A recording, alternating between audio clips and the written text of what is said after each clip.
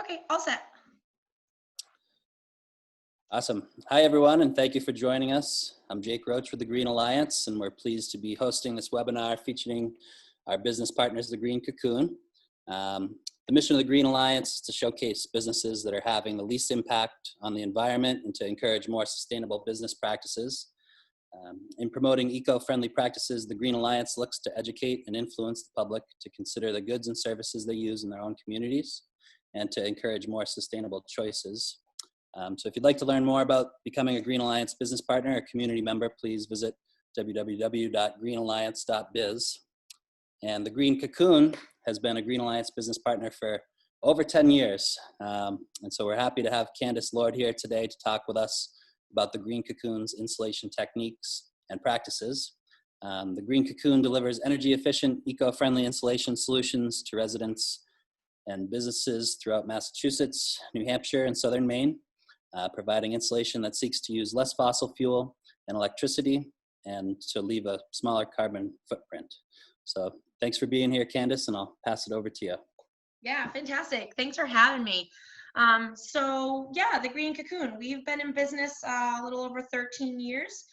We are based out of Salisbury, Massachusetts, but we work Maine to the Cape, Rhode Island, Western Mass, and we've gone as far as Saratoga Springs, New York.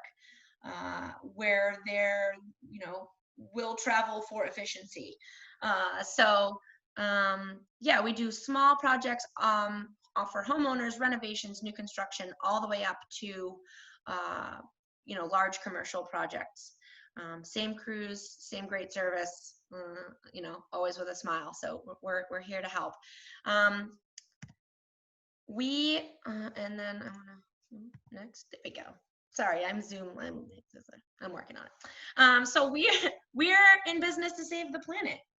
It sounds kind of corny, but it's true. We want to make homes and businesses more efficient and healthy by installing really great materials at a really great price. We are a young small business. My husband and I own the business, and we are made up of the next generation of insulators, I like to say.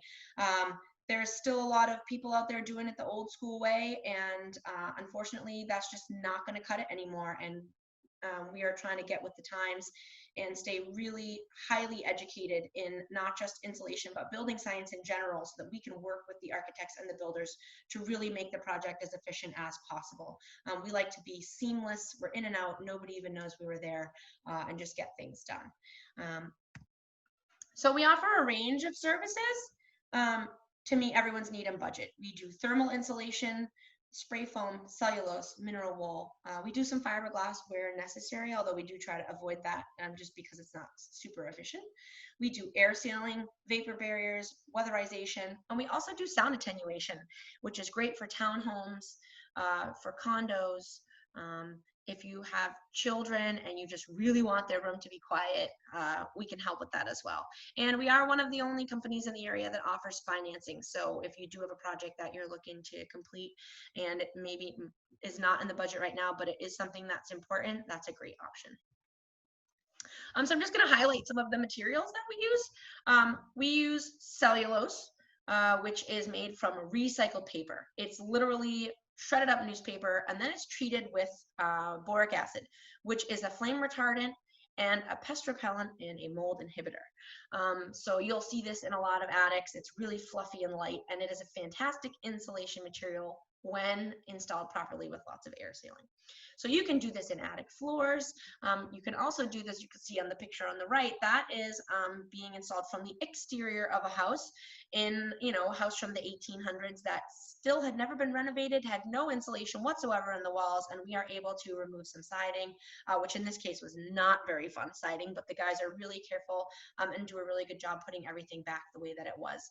So this house, you can reduce heating and cooling costs in a house like this that was once uninsulated by 50 to 75% by re-insulating it. So that's just huge for this customer. This is another picture of what cellulose would look like in an attic. You can also notice on the right side those little baffle vents running up the roofs. We are always sure to maintain or create more ventilation in an attic space just to make sure that we don't have any moisture concerns. This is a picture of what we do before we install cellulose, which if you have cellulose in your attic right now or fiberglass and it's been there for a long time, chances are this was not done. And this is really important. Really what makes the difference between a good and a not so great insulation job is this air sealing. We caulk every seam, every ceiling penetration. We foam the soffits around the venting. We really ensure that every single piece of that ceiling is super, super tight before we put the cellulose down. Because the rule is if you can move air through it, it doesn't really stop your heat. So before we do anything, we make sure that it is very well sealed. So if you have cellulose now and you're looking to make it tighter, you can have somebody dig around through and tighten it up a little bit, but it's not going to be as good as if you kind of started from scratch. So this is really important to do from the beginning, which is why we really like working with builders and contractors and educating them on the way to do it properly so that these things don't have to try to be pieced back together later on. This is another way to install cellulose for new construction. That is a cellulose netting. It's vented behind the netting, and then we literally pack it full with cellulose. So this is for people who really are trying to go foam free, or you know, there are some other reasons why you would do cellulose versus foam. Cellulose is also really, really good at sound attenuation. So for homes that are located in the city or on a really busy corner, cellulose is a great way to not only insulate the home well, but to make it nice and quiet. So that's another. This is what it looks like when it's finished. This project had cellulose in the ceilings as well for sound. So we did the walls for thermal insulation, the ceiling for sound insulation. We tape all those holes, and then the sheetrock goes right over. Bada bing, bada boom. Beautiful. Our baby that we love the most is spray foam. The spray foam that we use has no global warming potential. It's VOC and COC free, and it's got a pretty high recycled content. So some of the foams on the market today that we use boast a 25% recycled content, which is huge. Foam in and of itself is a petroleum-based product. It is a polyurethane plastic, much like you would find in other plastics in your home, in your foam mattress, in your couch cushions, in the cushion, you know, beneath your carpet. So this is already in your home. So for anybody who's thinking, I really don't want spray foam, I'm afraid of off-gassing, I'm afraid of, you know, of having that kind of a plastic in my home, you already have it in your home and you just don't know it. So and again, we're highly certified, highly educated in how to properly install this with, you know, no risk to the homeowner whatsoever. So the materials are cleaner than ever, and the blowing agent has no global warming potential. So this is really, really a fantastic product. This is closed cell foam that you can see here. This is a renovation, so this is one of the beauties of spray foam. It has such a high R value that you don't need to pad out the walls or anything like that. You can leave the original 2x4 framing and get to new current building code without adding any depth to the wall or the roof, which is fantastic because what you would have spent in money to, you know, make the frame, make the cavities deeper so you could then put a cheaper insulation in, you could have just done spray foam for the same price and then you have a tighter project. This is spray foam as well. This looks like an open cell spray foam. You can tell just because the lumps are a little bit bigger. Open cell spray foam is a fantastic product as well. We use it a lot in walls and in roofs where we already have a little bit of closed cell in what we call a hybrid roof system. Open cell is soft and it is spongy, so it can have the potential to absorb moisture, which is why we limit its usage and where we use it.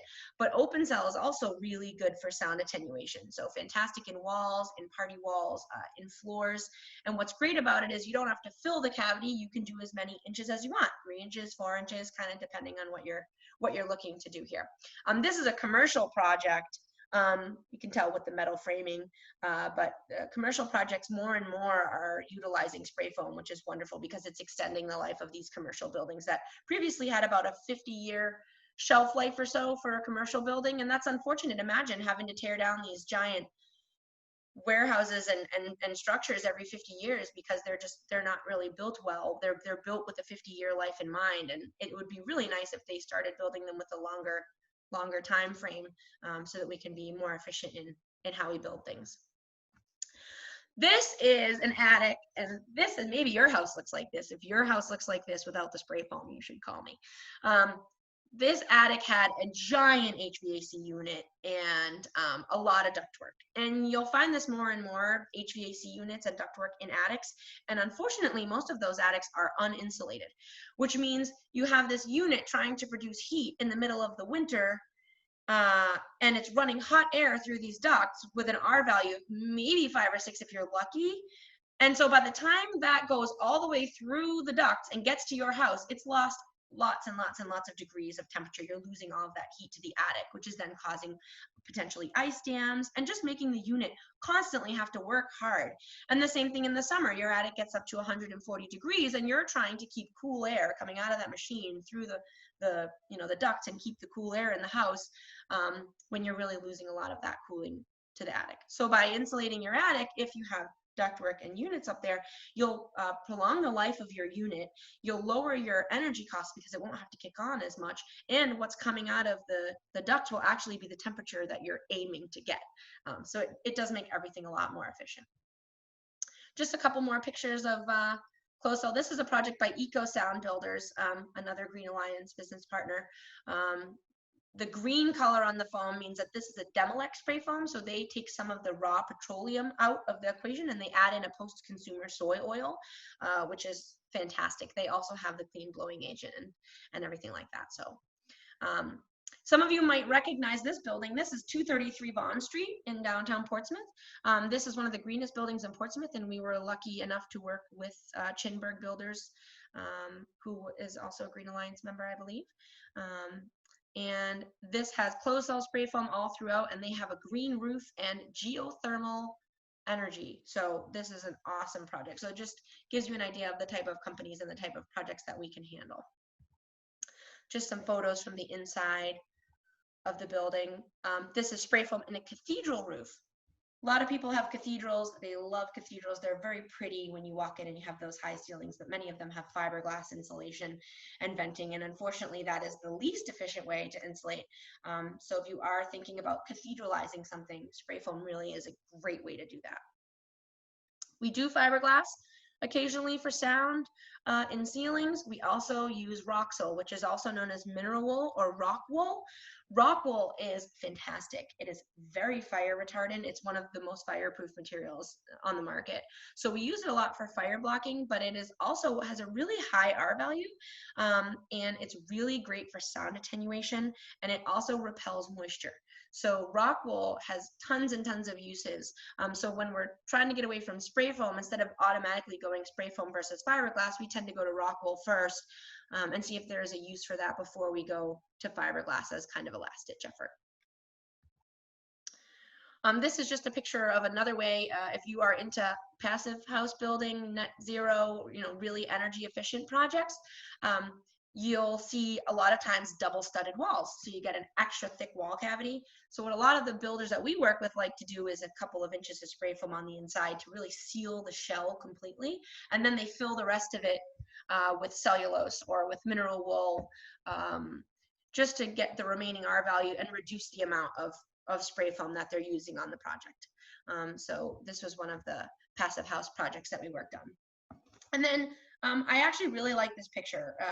Why is what we do important? Because we're stopping air leakage, essentially. Like I said in the beginning, if you can move air through a material, it greatly reduces its R value.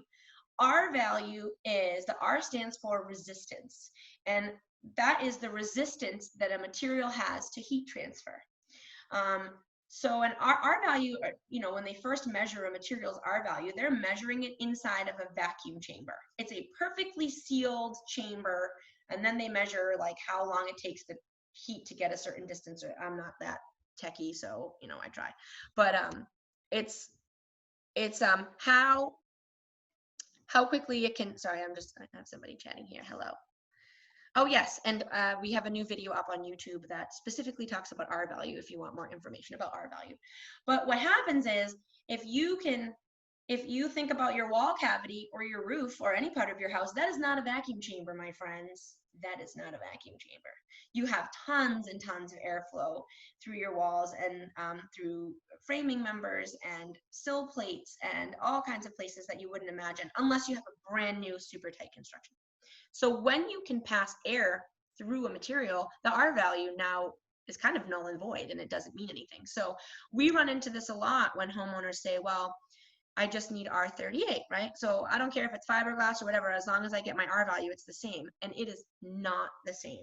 R38 of fiberglass is not the same as R38 of spray foam, because R value actually changes over time. As the fiberglass, as the air passes through it, it gets kind of gunked down, and you'll see like old fiberglass is a different color. And that's because it's basically a giant air filter, and it's filtering out all the sediment and the dust, and it can grow mold and mildew, and rodents get into it. And as it gets old and it compresses, it loses its R value, where spray foam will be there forever. The R value that it has when it starts is the aged R value in 10 years, 15 years, 20 years. That is the R value that it will be forever. So it's not just about R value. It really does come down to, you know, stopping the movement of air and vapor barriers and things like that. So this picture shows you where you potentially have air coming in and out of the house. So through your attic hatch, through your chimney, recess lights, bathroom vents, your chases, your soffits. Those are all places that your air is allowed to escape the top. And as you get the stack effect, and as you're losing, say in the winter, you're losing heat through your attic, if you only lost heat, your house would compress like a water bottle if you sucked the air out of it. And so to keep your house from collapsing on itself, air comes in through the bottom, which is what we call a stack effect. And it comes in through dryer vents, through sill plates, through doors and windows, and places that we really don't want the air to come in through, because there could be mold and mildew and allergens and dust as the air is blowing in through all those places. So there's a saying in our world, and it's build tight, ventilate right. So you want to build that house as tight as you can, and then you want to control where and how the air is coming in the building through mechanical ventilation, air filters, things like that. You don't want the house to just breathe on its own, because then you're not controlling the amount of air that's coming in and going out, and you're not controlling the quality of the air that's coming in. So that's just something to think about, especially if you're building new construction. Let's see. We are thinking about the big picture. You know, what you do makes a difference. And just like that saying about the ocean, you know, the ocean is made up of trillions of single drops of water. So every choice that we make in our home, every you know, for example, you're just doing a little addition, right? And you say, well, the rest of the house is fiberglass, I'll just do this fiberglass as well. Well, why not make it great while it's open? Why not make it the best that it can be while you have it open?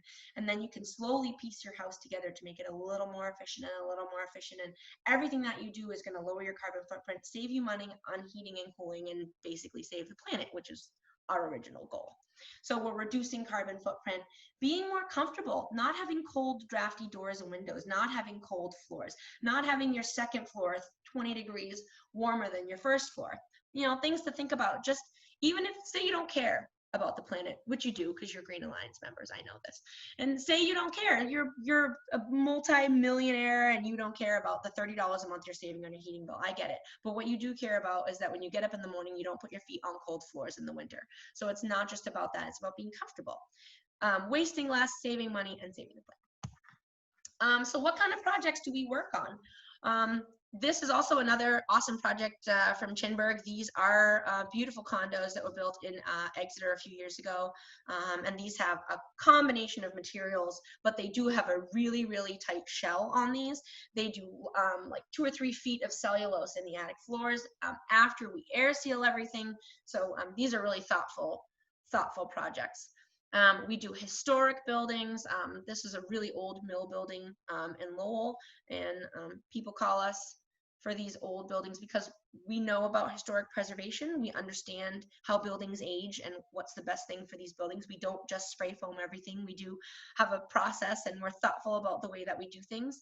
So we really are known for these kind of niche, kind of hard to get at projects. This is a great house right in Portsmouth, a small addition, all cellulose. This is, again, Eco Sound Builders. This is a new house in Rye. This was actually a really cool project in Roxbury. This was right before Mayor Menino died. He started a really great initiative in Boston to start reducing the city's energy use. And this was the very first energy positive construction project in Boston that we got to insulate. And it actually produces more energy than the building uses. So it's actually feeding the grid because of geothermal and solar and passive solar and how tight the building is. So that was a really exciting project to work on. And then we do fun stuff like this, which may look like your crawl space. We're okay. We'll come in there, we will clean it out, and we'll insulate it. So something like this, if you were to call me and say, I have really cold floors, my house was built in like 1650, and I'm afraid to go down there. Well, I'm not, so I will come out and I will go in there. But something like that is a perfect candidate for closed cell spray foam. 3 or 4 inches on the floor will stop your drafts from coming in on the floor. It'll give you an R30 full air and vapor barrier, which protects the floor from rot, and it also keeps out rodents and insects. They don't like to go through this stuff. They will take the path of least resistance, and let me tell you, that is not closed cell spray foam. That is like really tough to get through. So they'll tend to stay where they are in the crawl space, where they should be and out of your house. So lots of awesome uses for that. And these are basement walls. So this is new construction, but we do a lot of existing basement walls. And yes, we can spray directly over fieldstone foundation, which is nice because it keeps the air from coming in, it keeps the rodents from coming in, and it adds structural stability. Closed cell spray foam in a standard 2x4 wall adds, I think, something like 500% racking strength. So it glues the structure together, which is great for older construction, and especially retrofits and things like that, because it, can get a little old and things get warped, and it's like a giant sheet of insulation glue, which is awesome. And because the closed cell spray foam is a full vapor barrier, it can actually use the back of that foam as a drain plane. So in conjunction with building a French drain or a perimeter drain in your basement, we can bring that foam right down over the lip of your drain, and then any water that comes in through that fieldstone foundation will drain right down on the backside and right into the drain without harming the insulation at all. So really, really awesome uses. You can also, and I don't know if I have the picture on here, but you can also, for new construction, what a lot of contractors are doing now is, putting rigid foam board on the exterior, sealing it, and you get a nice insulated foundation. You can actually spray foam directly onto the foundation before you backfill. You can spray under slab before you pour your foundation. So anywhere where people are using rigid, you can also use spray foam, and instead of having all those seams that you then have to tape and hope and pray that the tape lasts as long as your house does, you can have one continuous vapor and air barrier underneath and around the slab that you never have to worry about. So that's another awesome use for spray foam. Just another picture. This was actually Pickering Street in Portsmouth. And this was kind of an old meets new, a 1700s farmhouse that had a new addition put on, and the whole thing was actually done. And I don't know, for anybody who's watching who loves blower door numbers and air exchanges and things like that, this, before the sheetrock was even put on, and remember, half of this house is like 300 years old. I think this blew something like 80 with an A ring or something like that. So very, very little air movement in this house because of how tight the insulation package was. So that was an exciting project. So that's it for my slides. I do have a little bit of time. If anybody has any questions for me, I would love to answer any questions that you have. This is recorded, so if you hopped on late and you wanted to see the rest of it, we're going to post it later on the Green Alliance page, also on the Green Cocoon page. But if you do have any questions for me, I'm all game to answer your questions. Richard, go ahead. You can unmute yourself too, I think. I see, now I can. Good, Okay. thanks. I have 2 questions. Sure. First one, which really was in insulating the basement. I live in an area where Conway granite is prevalent, and that creates high amounts of radon, the deterioration of granite. Would the closed cell foam that you would use in the basement, would that also be acting as a radon barrier? Because it sounds like it probably would. Yeah, I mean, that's something you definitely want to discuss with the mitigation company, although I don't know how familiar they would be with the closed cell, but considering it's a full air barrier at 1.5 inches, I would say that it would potentially keep any radon that's trying to get in out, but you would also always want to have that mitigation system running just as a fail safe. But yeah, the closed cell is really tight. like really tight. No, see, I don't have a mitigation system in, so. Oh, I would get one. this- I wouldn't use it instead. I would use it in conjunction with, because there are so many other benefits to having the spray foam. It's worth having there, even if it didn't help the radon situation. Yeah, I have radon. I have a new house and I have radon in my, and we have a mitigation system as well. So comes with the territory, Richard. Yeah, I guess so. The other question I had is, when you do have a house that's really airtight, where would you normally vent the air in to control that? So some contractors will tell you, and please don't listen to them when they tell you this, that you can just have a continuous run bath fan and you're good.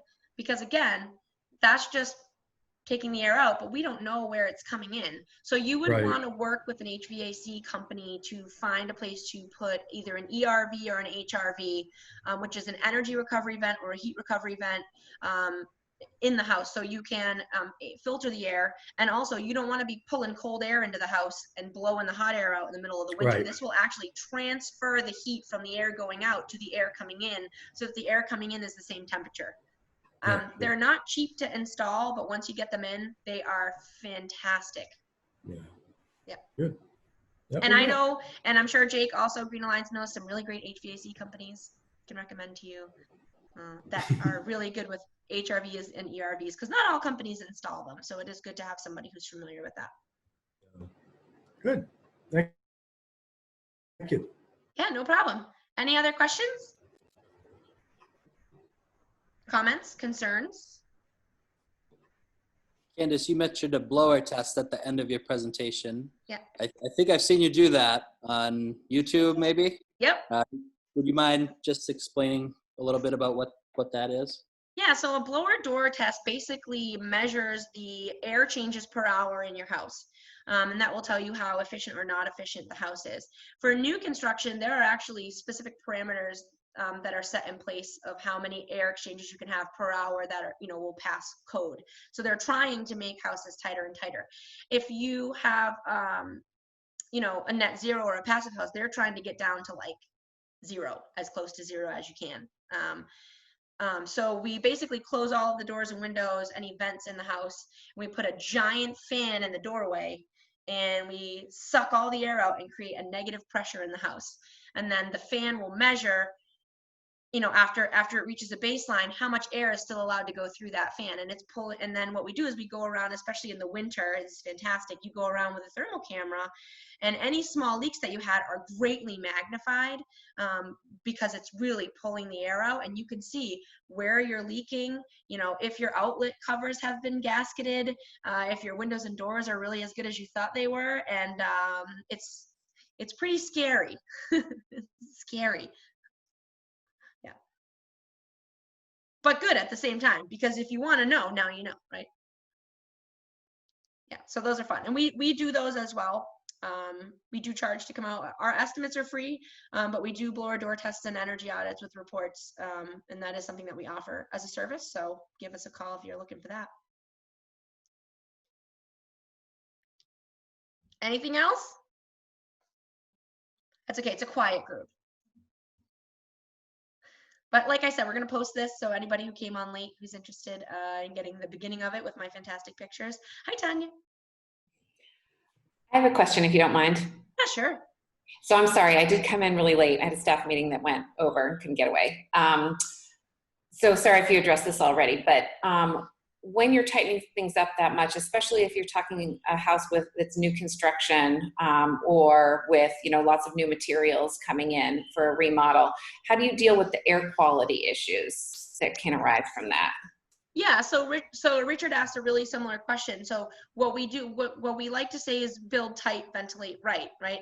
So in the 80s, they started realizing that airflow was a huge concern for efficiency. So they started making buildings really tight, and then people were getting that sick house syndrome. But what we need to understand is that the house doesn't need to breathe. People need to breathe. But the house doesn't need to breathe. The house can stay as tight as you want it. The tighter it is, the more efficient it's going to be. But like I mentioned earlier, you're going to want to work with an HVAC company to install mechanical ventilation, either an HRV or an ERV. And by mechanical ventilation, what we don't want is just a continuous run bath fan.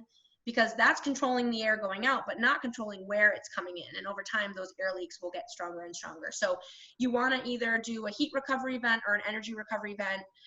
They usually attach it to, you know, some other venting in the house, and that will make sure that the air coming in and out is the same temperature, that you're not, you know, bringing cold air in the winter and vice versa. And it also filters the air that comes in and out, so you can really have fantastic indoor air quality. So making the house tight, if it's done the right way, actually makes the air in your house cleaner than the air outside. Does that answer your question? Okay. One last one from here. Yeah, I love it. Go for it. You had mentioned the rock wall. Hmm? Would that be like a good option to put, like if you have an attached garage, between the garage and the house? Yes. Yeah, because Because that will give you thermal insulation, a fire barrier, and noise and yeah, and noise attenuation as well. Yeah. yeah. All right. I figured that would be the case. I think Richard has a project going on, I feel. Maybe for the garage. No, I'm looking to build new. Oh, call me. I did this 6,000 some odd square foot house with my kids out is just, I mean, we don't talk anymore, we yell because it's so far away. It's ridiculous. Well, we know some great people in the field if you need any help with that. Great. Awesome. All right. Jake, anything to add? No, I just want to thank everyone for coming, and thanks, Candace. That was super informative, and I'm hoping that the video can spread far and wide, and whatever Green Alliance can do to help make that happen. And thanks for being such an awesome partner all these years. Yeah, no problem. We love the Green Alliance. It's fantastic. We want to bring back the gondola cruises We will work on it. as soon as we can. We do too. Any reason to get on the gondola. I know. Awesome. Well, thanks for listening. And again, you can check out our website, www.thegreencocoon.com. We have a YouTube channel, Facebook, Instagram, all of it. So, and if you have any questions and you call, I will be the one to answer the phone, and I'd be happy to answer any questions that you have. So, yeah. So thanks for popping in. Great. Thank you. Take care. Take care. Awesome.